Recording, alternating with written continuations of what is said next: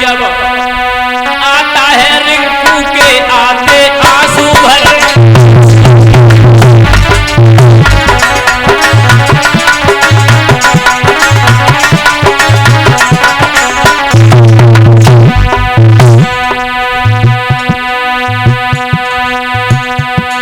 परीक्षित महाराज बाहरे अत्याचारी कंस लड़कियों को छाती के बल जमीन पे चलवा रहा है, ऊपर से कोड़े बरसा रहा है।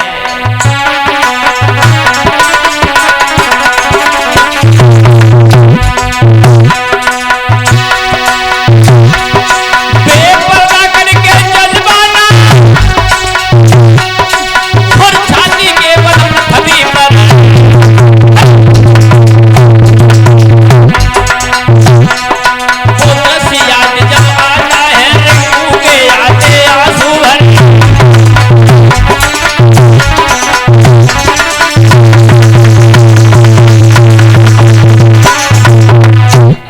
कितना अत्याचार कर रहा है मेरे भैया वो कंस। कोड़े बरसा रहा है, कन्याओं का शरीर काला पड़ गया है, तब उन्हें छोड़ दिया है। वो गरीब बालाएं अपने माता पिता की आंगन में गिरी हैं जाकर के। सारी हकीकत बताई है तो वो गरीब जनता जो थी अपनी कन्याओं को लेकर के महाराज उग्रसेन की सभा में पहुंच गई और कहने लगे हैं जाकर के, देख लो महाराज, तुम्हारे बेटा कंस ने मेरी कन्याओं की क्या दुर्दशा कर डाली है। जो उग्रसेन ने देखा है बाजीबा, हमारे बेटा कंस ने ये हाल बनाया है, तो मैं कंस को अभी बुला रहा हूं। आदेश दिया है कंस को मेरी सभा में हाजिर किया जाए। कंस जब आया है मेरे भगवत श्रोताओं, तो उसके साथ में उसके साथी चले आए। 18 लड़के हाथ में लाठियां ले लेकर के वो भी आ गए। उग्रसेन महाराज कहने लगे हैं, बेटा तुम पागल तो नहीं हो गए क्या?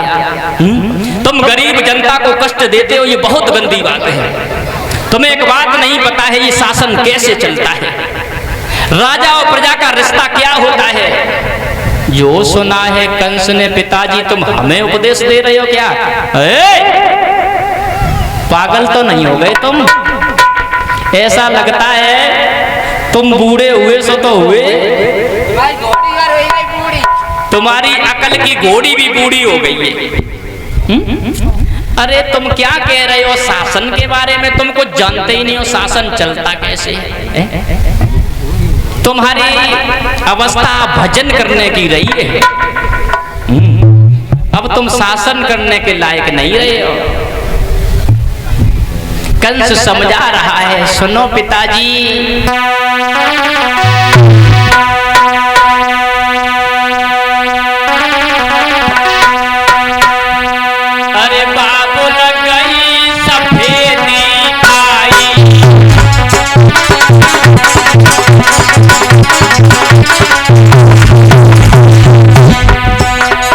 वो कंस अपने पिता को समझाने लग गया और बोला, सुनो तुम हमें उपदेश दे रहे हो।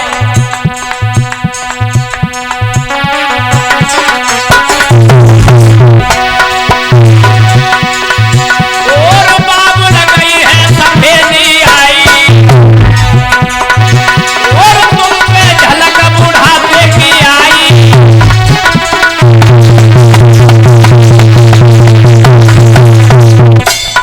डोकर तुम हमें ज्ञान दे रहे हो, बुढ़ापे में तुम्हारी बुद्धि खराब हो गई है ना।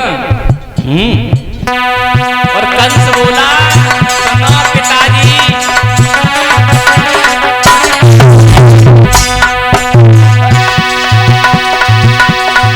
और कान कटील सफेदी आई जाए, नोट सगाओ है बुढ़ापे।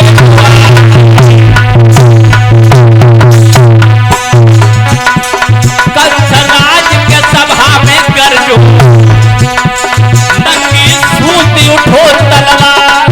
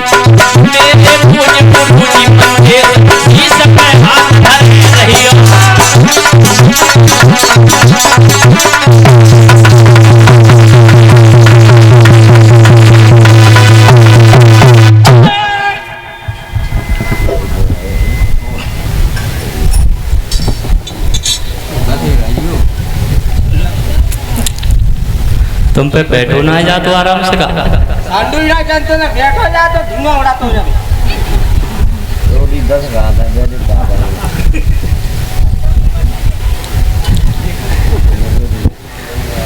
बोलिए गोविंद भगवान की।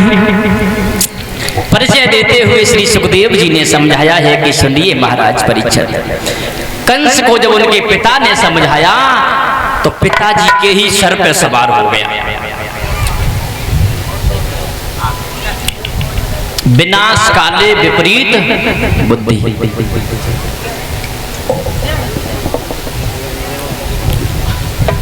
Perverted mind in the time of destruction. विनाश के समय आदमी की बुद्धि विपरीत हो जाती है।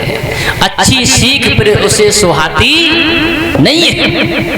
पिता ने समझाया, जवाब दिया, तुम्हारे ऊपर वृद्धावस्था है, तुम क्या जानो शासन करना, शासन तो हम करेंगे। तुम्हारी भजन करने की उम्र है। साथ में जो लड़के खड़े हैं उन्हें आदेश दे दिया है और स्वयं गद्दी पे चढ़ गया। जाकर के अपने ही हाथों से अपने पिता के सिर से मुकुट को उठा लिया, अपने सिर पे रख लिया। लड़कों से ये कहा है, ऐसा करो, अब तुम खड़े खड़े क्या देख रहे हो, हमारे पिताजी के हथकड़ी बेड़ियां लगा दो और सम्मान के साथ इन्हें मथुरा की जेल में पहुंचा दो। वहां ये आराम से भजन करेंगे, शासन हम करेंगे। बैठ गया गद्दी पे और गद्दी पे बैठ करके सबसे कहने लगा, देखो सभा में बैठे हुए जितने भी सज्जन हैं, मेरी बात को ध्यान से सुनना। आज के बाद वो नहीं होगा जो मेरे पिता के शासन में होता रहा। पागल थे हमारे पिताजी और उनसे बड़े पागल बने रहे तुम लोग, जो वो कहते रहे और तुम करते रहे। आज के बाद किसी भी जगह पे हवन होता दिखाई न दे जाए हमें। तुम लोग पौष्टिक घी को अग्नि में जला देते हो, इसे खाओ पियो, हड्डी को मजबूत बनाओ। कहीं भी संत महात्मा अगर तुम लोगों को मिल जाए तो ले जा करके या तो यमुना मैया में फेंक देना या किसी कुआं में ढकेल देना। घर में अगर माता पिता बूढ़े हो गए तो बगैर मतलब में मत खवाओ, ले जा करके जेल में पटक आओ, क्योंकि किसी काम के नहीं है। आज के बाद नियम सब चेंज हो जाएंगे। मेरे पिता के शासन में जो हुआ अब नहीं हो सकता है। कंस जब राजा बना है तो नियम बदले गए, पुराने कागज खत्म, सब खत्म हो गए। हुआ ऐसा मेरे भगवत श्रोताओं, कंस जब राजा बना सब कुछ बदल गया।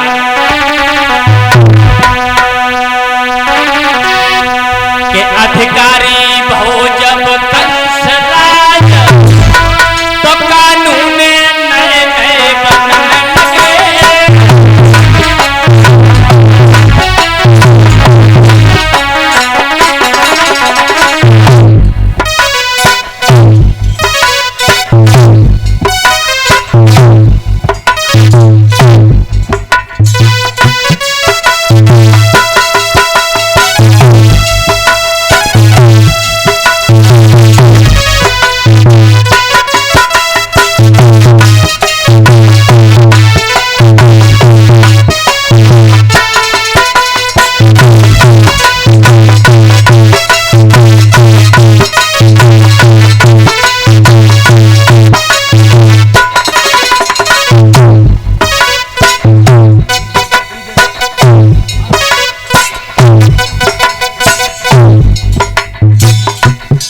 परीक्षित महाराज, कंस जब राजा बना तो नियम भी बदल गए।